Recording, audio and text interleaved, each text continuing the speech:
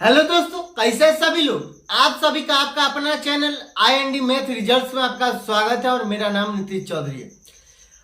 इस क्लास में हम लोग कार्य और मजदूरी पर आधारित प्रश्न पढ़ेंगे। ये टाइम एंड वर्क का ये दूसरा पार्ट है और ये जिस रेशियो में अब कार्य और मजदूरी क्या है, कार्य के अनुपात को हम लोग मजदूरी का अनुपात कहते हैं या मजदूरी के अनुपात को हम लोग कार्य का अनुपात कहते हैं। मतलब जिस रेशियो में हम लोग काम करें उस रेशियो में हम लोग पैसा आपस में बांटें, उस आधार पर सवाल करेंगे। चलिए हम लोग सवाल करते हैं। सवाल कहता है ए और बी क्रमशः 15 और 10 दिनों में एक काम को समाप्त करता है। उन्होंने 30,000 रुपया में काम पूरा करने का ठेका लिया, ए का हिस्सा है। मतलब ये ए नाम का व्यक्ति है, वो 15 दिनों में काम को पूरा कर सकता है और बी नाम का व्यक्ति है जो 10 दिनों में एक काम को पूरा कर सकता है और डी नाम का एक व्यक्ति है जो 10 दिनों में पूरा कर सकता है। ये दोनों का क्षमता पहले निकालें। तो ये क्षमता निकालने के लिए हम लोग एलसीएम लेंगे। अब ये एलसीएम लेंगे तो 15 और 10 का एलसीएम कितना होगा? 30। 15 को 2 बार पढ़ेंगे तो 30 होगा, तो गुना 2। 10 को 3 बार पढ़ेंगे तो 30 होगा, तो गुना 3। ये 2 यूनिट काम करता है एक दिन में और ये 3 यूनिट काम कर सकता है एक दिन में। तो ये 2 यूनिट, ये 2 अनुपात 3 होगा। ये क्षमता का अनुपात है 2 अनुपात 3 और ये 2 यूनिट और ये 3 यूनिट। ये 5 यूनिट कार्य करने का कितना रुपया में ठेका लिया है? 30,000। तो ये 2 + 3 यूनिट बराबर 30,000 रुपया लिया।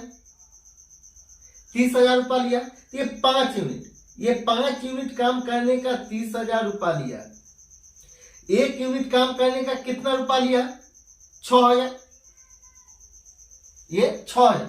1 यूनिट काम करने का 6,000 रुपया लिया।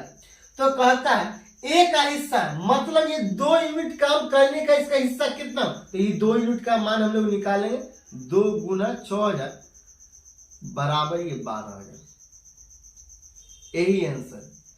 मतलब जिस रेशियो में क्षमता का अनुपात होगा उसी रेशियो में मजदूरी का अनुपात होगा।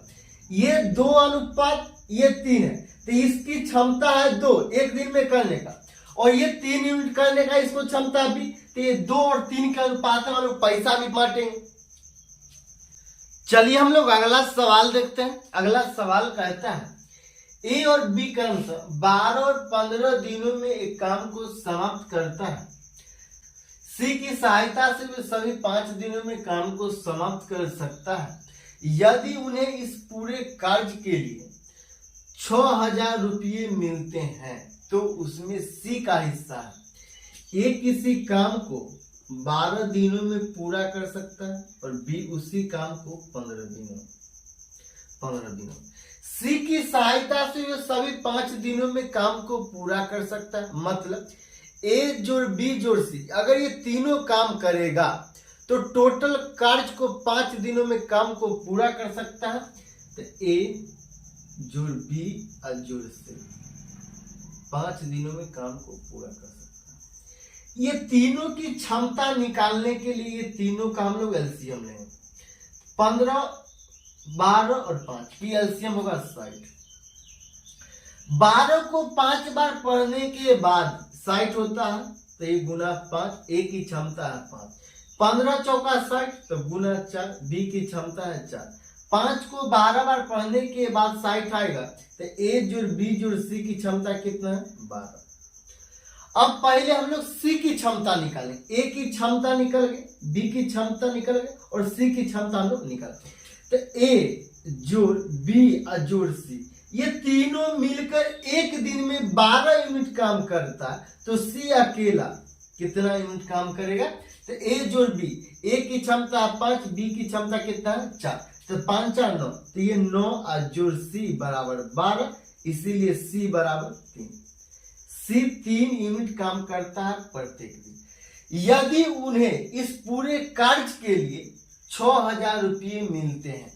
टोटल कितना यूनिट एक दिन में काम करता है? ये ए करता है 5 यूनिट, बी करता है 4 यूनिट, तो 9 यूनिट, और सी करता है 3, 12। ये 12 यूनिट काम करने के लिए 6,000 रुपया मांगता है। तो एक यूनिट काम करने के लिए कितना मांगेगा? 500। एक यूनिट काम करने के लिए कितना मांगेगा? 500। और कहता है सी का हिस्सा है, मतलब ये 3 यूनिट का मान पूछ रहा, तो ये 3 यूनिट का हम लोग मान निकालें। 3 गुना 500 बराबर ये 1500। यही आंसर।